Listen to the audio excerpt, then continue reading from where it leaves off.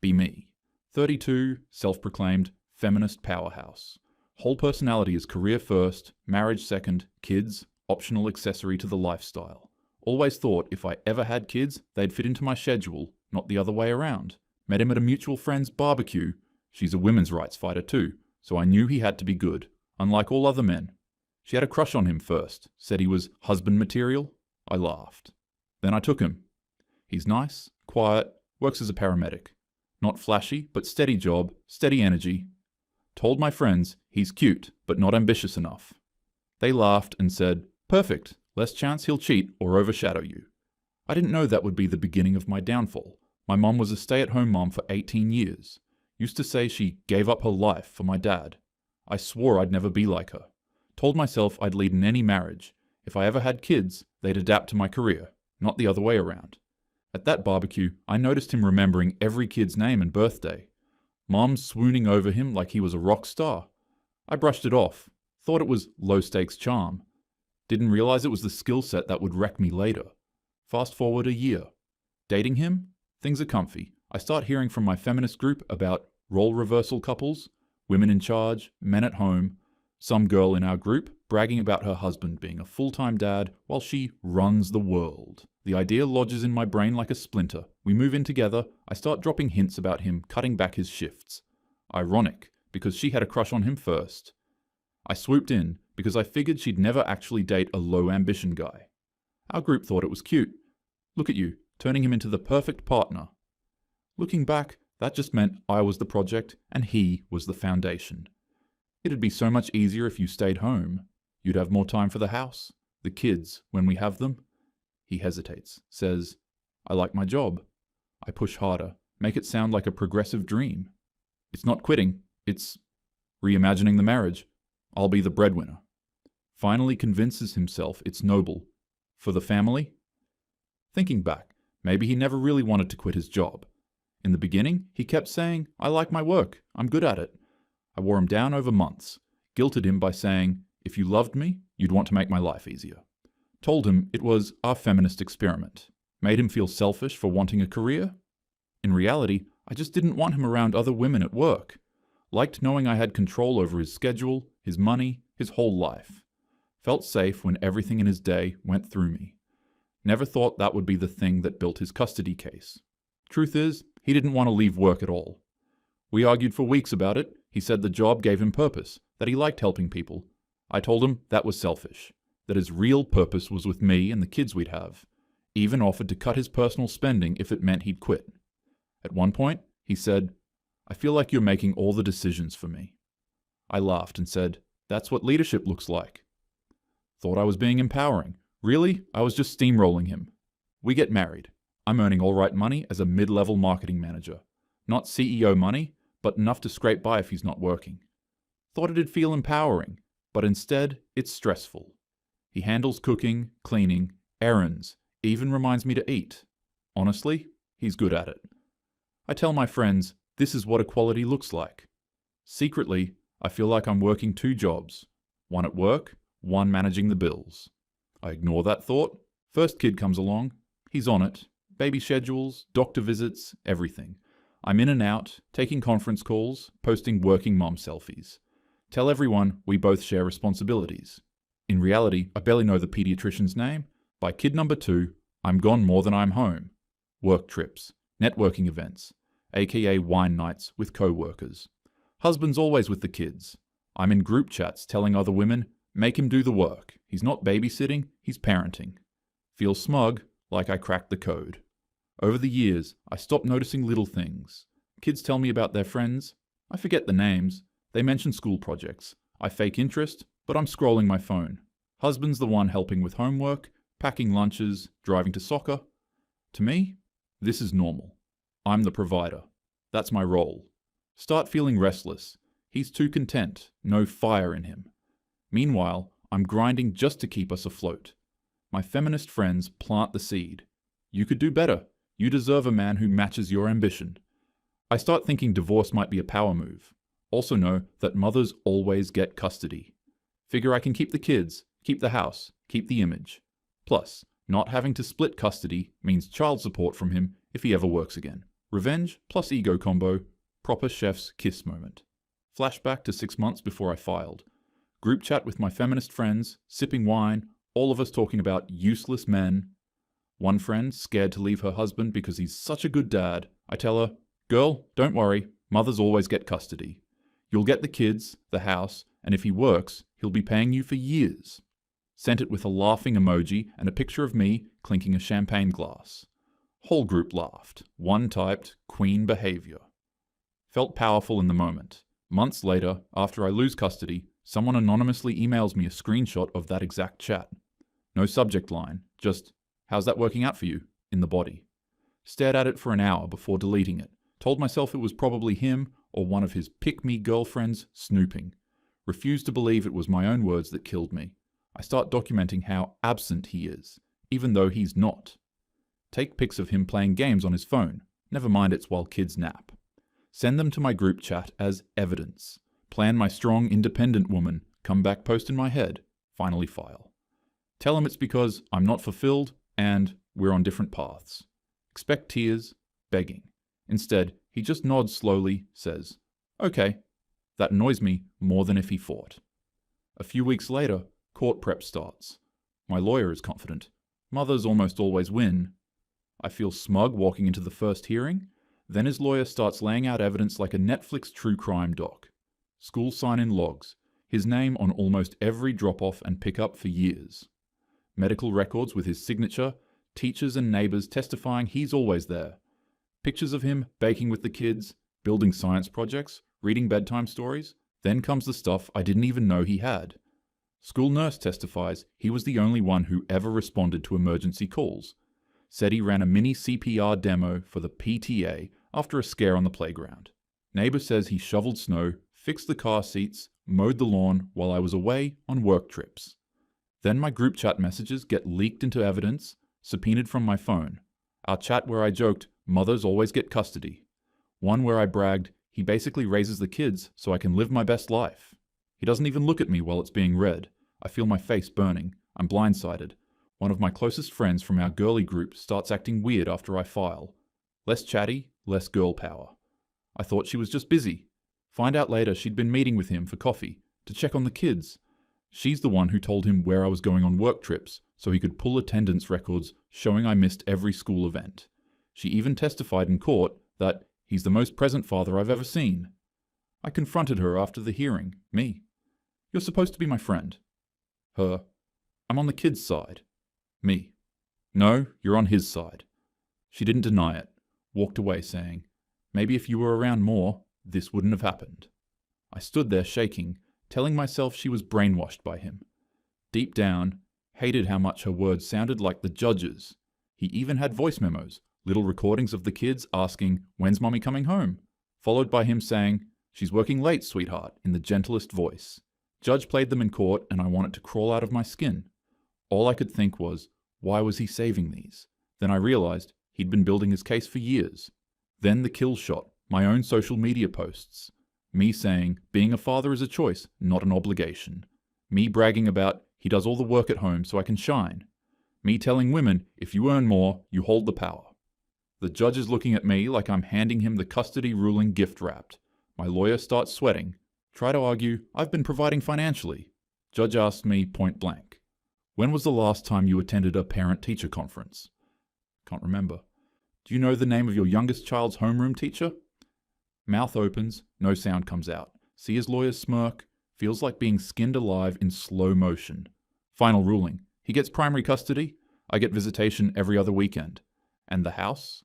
My parents technically gifted it to both of us after the wedding. In court, his lawyer says, in the children's best interest, they should stay in their home. Judge nods like it's obvious. House awarded to him till youngest one turns 18. Deed shows joint tenancy. My parents' gift to us. Best interest trumped who paid. Only women deserve to get biases like this. What the hell? So now I'm paying child support and finding somewhere new to live. Pettiest part? I'd once banned him from changing the living room furniture without consulting me. Made him text me before buying groceries over $50. Even told him what colors he could and couldn't paint the kids' rooms. In court, he mentioned it like it was a casual fact. Judge raised an eyebrow, asked if I treated other adults like this. My lawyer jumped in to change the subject. The ultimate insult, I have to pay him child support. $4,200 a month. Feel my stomach hit the floor. Media picks it up locally. Headline: Full-time dad wins custody battle. Comment section is brutal. Men quoting my old posts with, "How's that working out for you?" Feminist friends go radio silent. Run into our old neighbor outside the grocery store fundraiser. She hugs me like a pity handshake. Neighbor: He's amazing with them. He fixed our stroller in the rain last year while you were on that Asia trip. I correct her. Conference. She nods like that's worse. Neighbor says the school nurse still talks about the night he sat in the ER coloring with our daughter for 4 hours. I try. He loves playing the martyr. Neighbor: Or he just shows up. Then I bump into an old co-worker in the parking lot. She used to roll her eyes at my rants. Now she just says, "He always brought the kids to your office to surprise you." I laugh too loud. Yeah, because he wanted me to look bad. Co-worker: Or look happy. I say they're all being manipulated. Co-worker: Buy pancakes and bedtime stories? Drive away furious, telling myself men stick together. Ignore the part where both of them were women. One texts, "We support you, but we're busy right now." Translation: You're bad optics. Couldn't stand it anymore, invited her to coffee. Halfway in, I drop the act and ask if she's been seeing him. She smirks. Not like that, but he's a good man. Better than you gave him credit for. Me: So you're taking his side? Her: I'm taking the kids' side, and they're happier. I slam my cup down. You think this is all on me? He wanted this. He let me take control. He played the long game. Her: Or maybe you just made it easy for him. But I was just so mad. How could a woman betray a woman? I just thought the truth should come out, she says, like she's the hero of the story. I call her a snake. She says, "No, you just finally met a man you can't control." I leave without finishing my drink, shaking with rage. First visitation. Kids run past me to hug him first. They've picked up new routines, new hobbies, camping, baking, weekend soccer tournaments, things I never did with them. Scroll Instagram later, see photos of him and the kids smiling at the park. I'm not in any of them. See his new girlfriend holding my daughter's hand. First visit, my son asks if they can leave early to get back to dad's. Like my time with them is just an intermission. Think the worst is behind me until the school play. Kids walk out on stage, scanning the crowd. My daughter spots me, smiles, then waves at him first. Crowd awes as he waves back with that calm smile. Felt like I'd been slapped.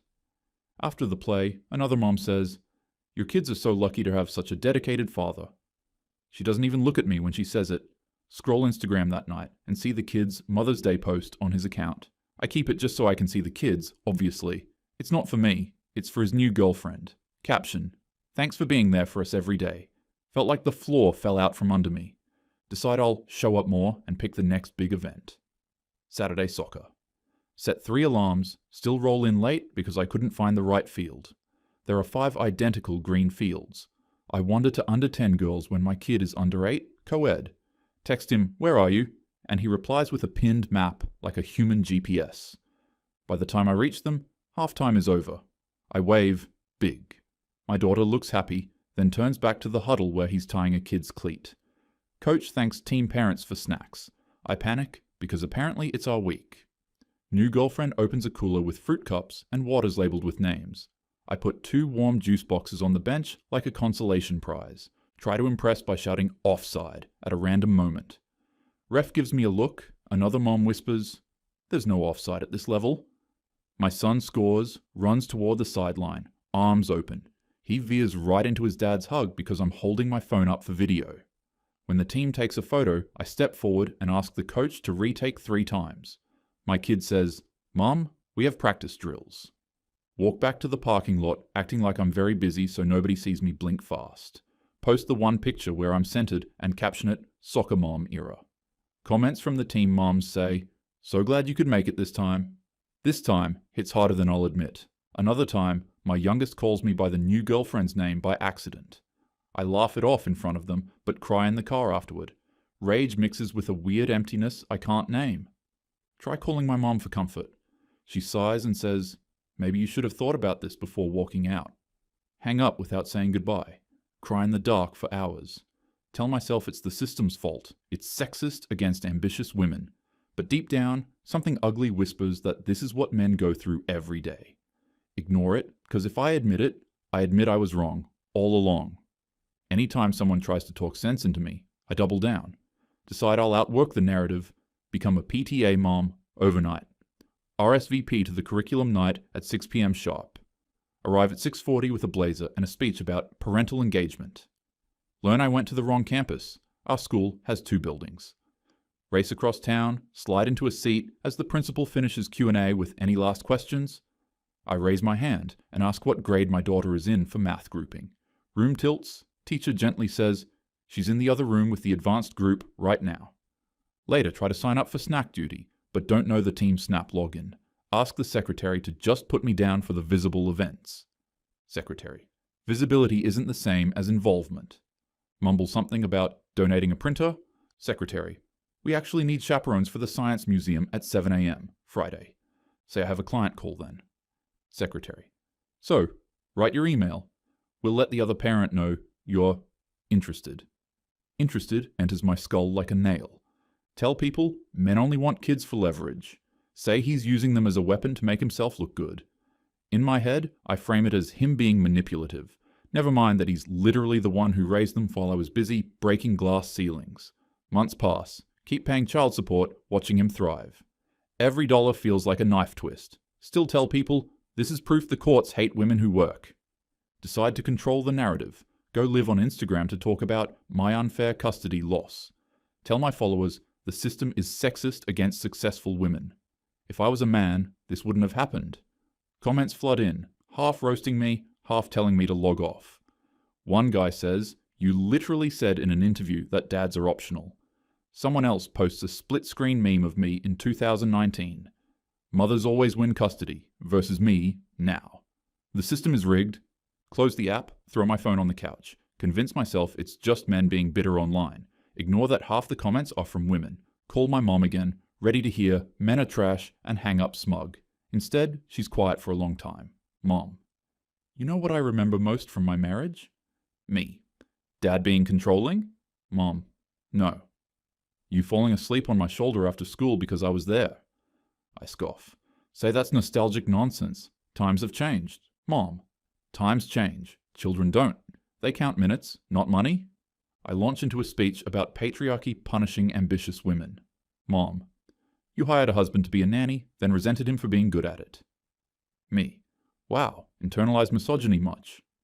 Mom: you think love is oppression because it asks for your time. She lists stuff I'd forgotten: the daycare, late fees, the missed recitals, the night he took both kids to urgent care while I was at a networking dinner. Mom: he didn't win a case, he lived a case. I accuse her of picking sides. Mom: I'm picking your children. I hang up first so I can pretend I ended the conversation on purpose. Pace my kitchen saying out loud, she doesn't get it, she never had options. Then wonder why my hands won't stop shaking. But no one's buying it anymore. Some days I stare at a blank text to him. Type, I'm sorry. Delete it every time. Months later, see a Facebook post from that same friend. Picture of her and my ex at a school fundraiser, both smiling. Caption, doing what's best for the kids. Comment section full of heart emojis and you two are amazing. Nobody even tags me in it. Realize I've been erased from my own family's public story. Lie awake at night replaying the judge's words. Best interest of the children. Realize I was never in that category. Realize I built my own trap and handed him the key.